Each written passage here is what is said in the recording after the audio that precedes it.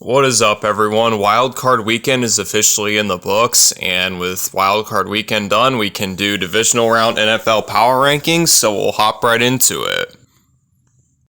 And starting off with number 8, we have the San Francisco 49ers. The 49ers were able to upset the Philadelphia Eagles, to the surprise of some people.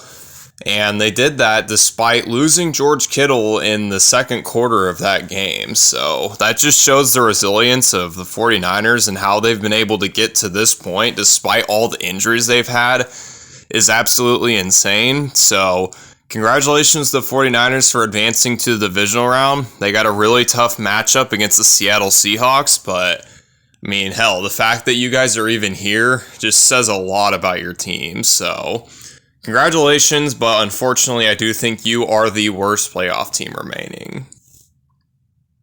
All right, and at number 7, I have the Chicago Bears. The Bears, oh boy, they won against their division rival Packers, and obviously that's great, but they made it really close for comfort. They were down 21-3 at halftime, and somehow they were able to come back and win 31-27.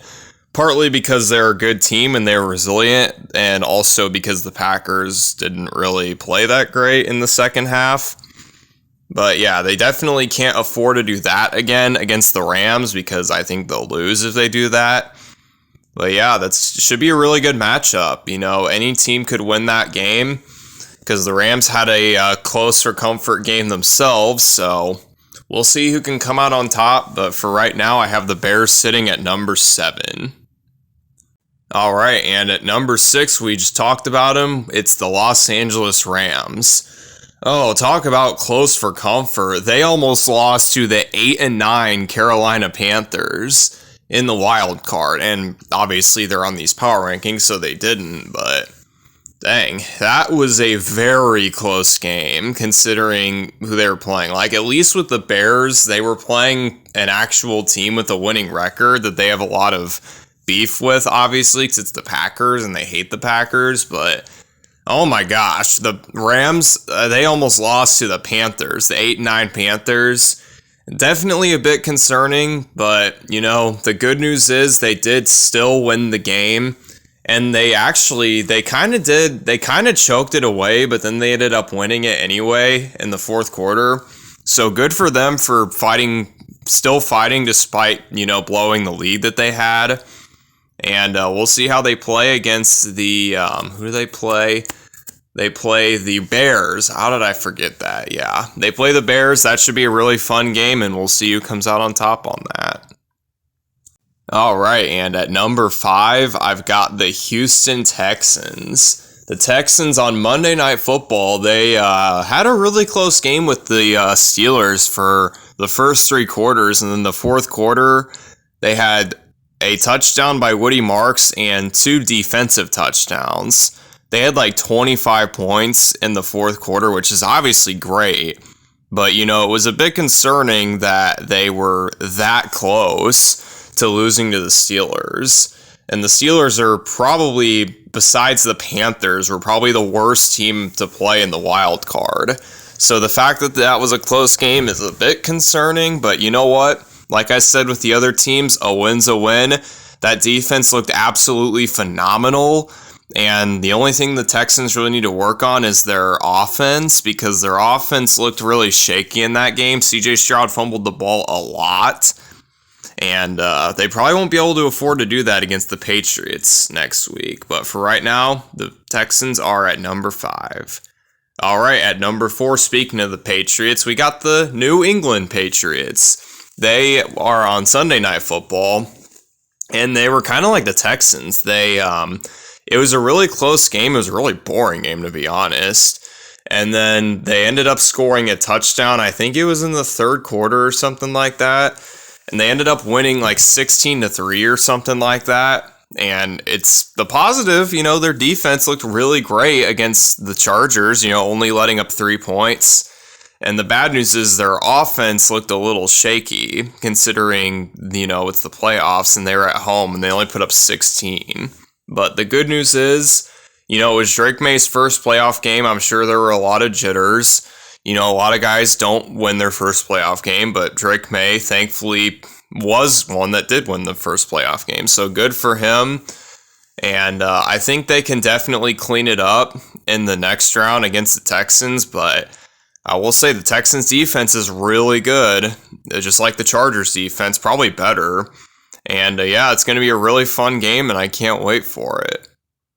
All right, at number 3, I have the Buffalo Bills. The Bills were able to beat the Jacksonville Jaguars, and that was, in my opinion, one of the best games of the wild card. I mean, there are a lot of good ones, but that one specifically was really good. It was anticipated to be good before the game started, too, so that just made it even better. But yeah, the Bills, they won the game against the Jags. They forced Trevor Lawrence to be uncomfortable, and Trevor Lawrence, he threw a couple of costly interceptions.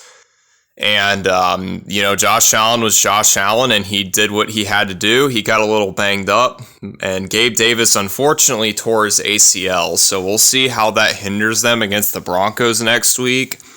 But, yeah, I think they have a chance to win the Super Bowl because their team is just that good. And, the only critique I have for them is their run defense is still not very good. And the Jags, for some reason, stopped running the ball. They would have ran the ball, they might have won, but they didn't, and the Bills ended up winning, so congrats. All right, at number 2, I got the Denver Broncos. Now, you can call me biased all you want, but here's the thing. Every team that won in Wild Card Weekend, I feel like there's just some fatal flaw with each team. Like, for example, the Bills have a terrible run defense, and they're injured. The Texans have an inconsistent offense. The Bears have an inconsistent offense and a lackluster defense. The Rams almost lost to the damn Panthers. And, I'm trying to think who else. The Patriots, their offense didn't look great against the Chargers. And, who else did I forget? Oh, the 49ers are really injured too. It's like, congratulations on those teams for winning, but I just feel like there's one really fatal flaw with each of those teams. And honestly, the Broncos have one too. Their offense has some consistency issues as well. And, I'm not going to pretend like we're a perfect team. We're not. But, we're coming off a bye week, and those teams just had to play in the wild card. So that's my reasoning for having them at number 2, as opposed to lower like a lot of other people do.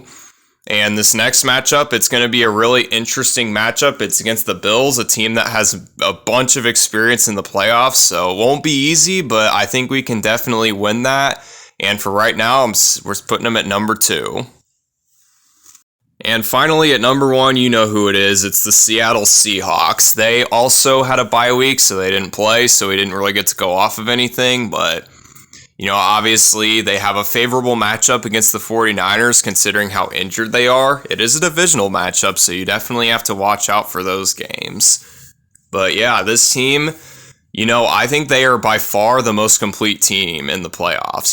Their offense is good, their defense is great. And, JSN is arguably the best wide receiver in the NFL. I'll let you decide who you think it is, but you could argue that. And I guess my only critique with the Seahawks is I'm not entirely sure how Sam Darnold is going to play when it comes to the playoffs, because last year when he played against the Rams in the playoffs, it was ugly. But I don't see that happening just because it wasn't all his fault he had a bad game, because that last year the Vikings offensive line was really bad. The Seahawks offensive line is obviously way better than the Vikings was last year. So I don't see that being a problem, but it's definitely just something to note. But honestly, the Seahawks, in my opinion, they're the best team right now, and they are the most complete team right now. And there you have it. There's the list. And right now, honestly, anything can happen. I'm going to do my predictions and everything, but I honestly wouldn't even be shocked if any of these teams advance to their respective conference championship, because it's so wide open this year. There's no clear cut, this team is definitely going to win it all. Obviously there's teams better than others, but for example, the Seahawks and 49ers play each other, but it's like the 49ers Seahawks are division rivals, And so anything can happen in that game. The Broncos and Bills play each other. The Broncos on paper are a better team, but at the same time, the Bills have more playoff experience and they have a better quarterback. Patriots and Texans play each other. Drake May is an arguable MVP candidate, but the Texans defense is really good and the Patriots offense struggled, And for the Rams and the Bears, I think that game's honestly just going to be a shootout. You've got probably the MVP in Matthew Stafford going against Caleb Williams. Both those teams, that could be a shootout. That could arguably be the best game, but, it's just truly anything can happen. And you just don't know until you know, and we'll see what happens on Saturday with the Bills and Broncos on Saturday, and then the 49ers and Seahawks, which will also be on Saturday. Then after that, on Sunday, we got the Texans and Patriots, and then the Bears and the Rams. So a lot of fun. Can't wait for it. I'm sure if you're still watching this video, you also can't wait for it. But yeah, sorry if this dragged on a lot. There's not a whole lot to talk about, so I figured I'd dive a little deeper into my thoughts and all the teams and stuff like that. So I will see you guys either tomorrow or Friday for my divisional round NFL predictions. So I appreciate you for watching, and I'll see you next time. Peace out.